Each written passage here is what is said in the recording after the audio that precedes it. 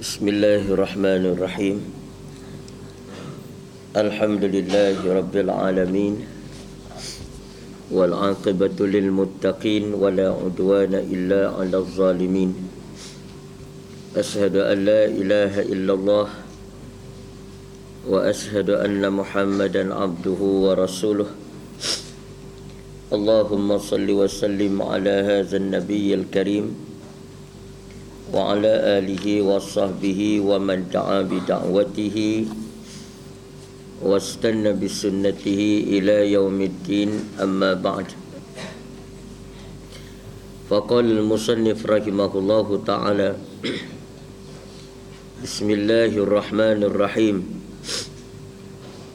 Rubbama a'taka famana'aka wa rabbuma mana'aka fa'ataka.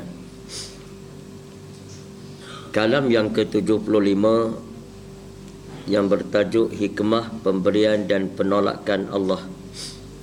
Makna membicarakan dalam pemberian Allah ada hikmahnya, dan di dalam penolakan Allah juga ada hikmahnya.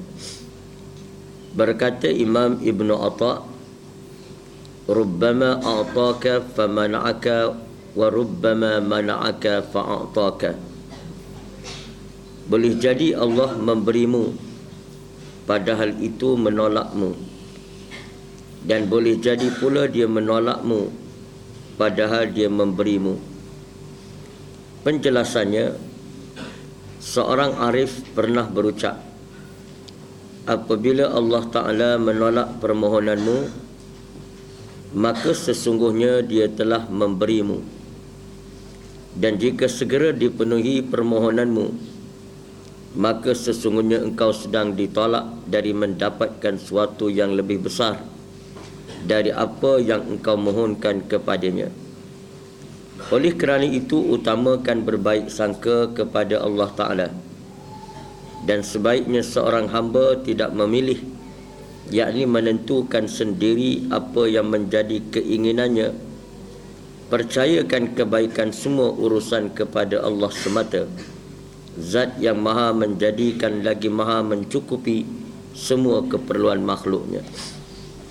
Baik di antara baik adab ataupun berlaku baik adab kepada Allah Subhanahu wa ta'ala ialah kita bersangka baik dalam semua perkara yang Allah beri dan dalam semua perkara yang Allah Ta'ala tolak. Kalaupun Allah Ta'ala menolak suatu daripada kita, itu ialah kerana kebaikan Allah kepada kita. Kalaupun kerana Allah Ta'ala menerima permintaan kita, maka itu juga adalah kerana kebaikan Allah kepada kita. Jadi Allah Subhanahu wa ta'ala sentiasa berlaku baik kepada hamba, tidak kira sama ada dalam bentuk penerimaan ataupun dalam bentuk penolakan. Jadi dengan kerana itu, kadang-kadang rubbama a'taka famana'aka, kadang-kadang Allah Ta'ala memberi kepadamu padahal itu menolakmu. Maknanya kadang-kadang Allah Ta'ala beri kepada kita sesuatu yang kita minta, tapi hakikatnya itu menolak kita, menolak daripada mendapat sesuatu yang lebih besar. Lalu Allah Ta'ala tunai apa yang kita minta.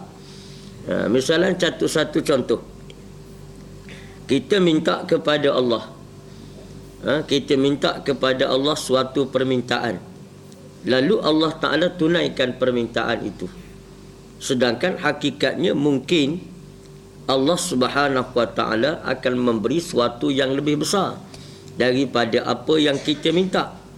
Tapi kerana menunaikan apa yang kita minta, maka tertolaklah kita daripada suatu nikmat yang lebih besar.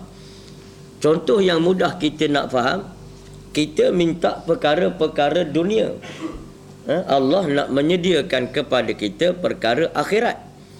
Maka sebab itu kadang-kadang ada perkara yang Allah segerakan dalam dunia lalu tidak diberi oleh Allah di akhirat nanti. Kita duk minta hak dunia ni, sedangkan Allah duk sedia hak akhirat. yang lebih besar, yang lebih indah, yang lebih lazat. Wal akhiratu khairul laka minal ula. Sesungguhnya akhirat itu lebih baik bagimu daripada ula, daripada duniamu. Jadi Allah Ta'ala terima permintaan kita dalam urusan dunia, maka tertolak kita dalam urusan pemberian akhirat. Kadang-kadang Allah Ta'ala menolakmu padahal dia memberimu. Allah Ta'ala tolak, tak terima doa kita yang berkait dengan dunia. Allah Ta'ala tak beri sebab Allah nak sediakan satu pemberian yang lebih besar di hari akhirat nanti. Jadi sebab itu apa-apa pun sebaiknya kita sentiasa berlaku baik, bersangka baik kepada Allah Subhanahu Wa Taala. Nak sangka baik kepada Allah ni kena kenal Allah. Kena tahu, kena ma'rifatillah, kena kenal Allah. Bahawa Allah Ta'ala dengan segala sifat kamalatnya dan kesempurnaannya sentiasa memilih suatu yang terbaik kepada hamba dia. Sebab tu kalau kita lihat dalam kalam yang kelima, dalam kalam yang keenam, Allah Subhanahu wa Ta'ala disebut oleh Imam Ibn Atta. Cuba lihat kalam yang keenam, kita akan bertemu di bawah tu kata Imam Ibn Atta, fa huwa dhamina lakal ijabah fima yakhtaruhu laka la fima takhtaru li nafsik wa fil waqtil ladzi turid wa la fil waqtil ladzi yurid la fil waqtil ladzi turid. Allah Ta'ala ni kadang-kadang dia, kita berdoa Tuhan tak terima ke, Tuhan ubah ke, Tuhan alih ke apa. Sebab apa? Sebab kata Imam Ibn Atta, fa huwa dhamina lakal ijabah fima yakhtaruhu laka. Allah menunaikan doamu mengikut apa yang dia pilih, mengikut apa yang dia nak beri kepada kamu. La fima takhtaru li nafsika, bukan dia tunaikan mengikut apa yang engkau pilih untuk diri kamu. Jadi sebab tu kadang-kadang tak betul, tak berbetulan dengan apa yang kita nak. Sebab Allah bukan pilih hak kita nak, Allah pilih apa yang dia mahu. Dan Allah Ta'ala memberi pada waktu yang dia nak, bukan pada waktu yang kamu mahu. Kita mahu waktu mana? Waktu ni lah kita nak. Tapi Allah kata tak sesuai waktu ni. Kalau aku beri, kamu tak nikmat mana dapat. Baik, aku beri waktu akhirat nanti. Jadi itu di antara bahawa Allah Ta'ala tidak pernah memilih suatu yang buruk kepada kita. Melainkan semua tu baik belaka. Hak dia tolak pun kebaikan, hak dia terima pun baik. Sebab hakikatnya tidak ada doa yang ditolak oleh Allah. Itu hakikat. Kecuali doa-doa yang maksiat lah. Mana Allah Ta'ala tidak menolak. Apa saja yang kita minta, ud'uni astajib lakum, berdoalah kamu kepada aku akan tunaikan permintaan kamu. Cumanya bagaimana bentuk penunaian itu, bagaimana bentuk makbulnya doa itu Allah Ta'ala lah pilih. Allah Ta'ala janji dia tunai dah. Sebab Allah janji kata dia akan tunai permintaan. Tapi Tuhan tak sebut bila, masanya di mana, bagaimana bentuknya, Allah Ta'ala tak sebut. Kenapa? Kerana itu menjadi rahsia ilmu dan iradah Allah. Kalau Allah Ta'ala buka semua, kita tak boleh nak faham.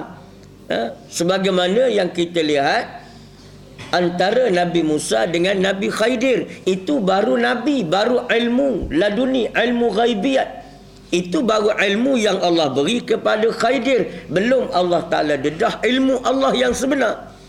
Pun Nabi Musa seorang Nabi dah tak boleh nak faham. Nabi pun tak faham. Makna Nabi pun tak faham ilmu ghaib yang diberi kepada Nabi yang lain. Apatah lagi kita hamba yang bukan Nabi nak faham ilmu ghaibiyat yang ada pada Allah Ta'ala. Jadi dengan kerana itu kita lebih selamat dengan bersangka baik daripada nak korek apa rahsia dalam ilmu Allah Ta'ala. Jadi baik kita tenang begitu, daripada kita nak korek begitu apa rahsia, kenapa tak tunai. Jadi buat susah hati kita. Baik kita letak satu sangka baik kepada Allah, oh itu adalah kebaikan daripada Allah. Allah tetap terima doa, cumanya boleh jadi Tuhan ganti, tukar. Terima dah tapi tukar. Sebab Tuhan kata mu minta benda tak munasabah, ini bahaya. Aku nak beri hak yang tak bahaya. Jadi Allah tukar. Dan Allah Ta'ala tidak beri pada waktu itu, mungkin tidak sesuai pada waktu itu, lalu Allah beri pada waktu lain. Dan mungkin Allah Ta'ala tak beri dalam dunia, Allah tunggu beri di akhirat yang lebih baik daripada balasan dunia. Jadi sebab itu tidak ada orang yang sia-sia apabila ia berdoa kepada Allah. Jadi doa je lah, takkan sia-sia. Cuma letih kita je nak minta, kan? Banyak doa, kan? Kita buka doa dalam doa Al-Ma'sur, dalam kitab Al-Azkar Al-Imam An-Nawawi rahimahullahu ta'ala. Hak tu pun tak larat nak tengok dah doa. Doa pakai baju, doa siang, doa malam, doa mandi, doa naik masjid, doa masuk masjid, duduk dalam masjid, doa sebelum salat, doa nampak angin, doa nampak buting beliung, macam-macam dah doa.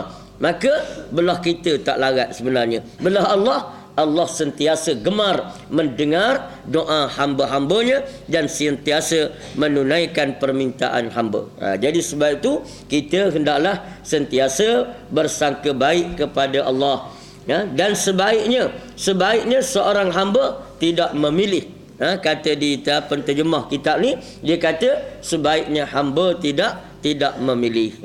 Maknanya kita bukan menentukan keputusan itu bagi diri kita.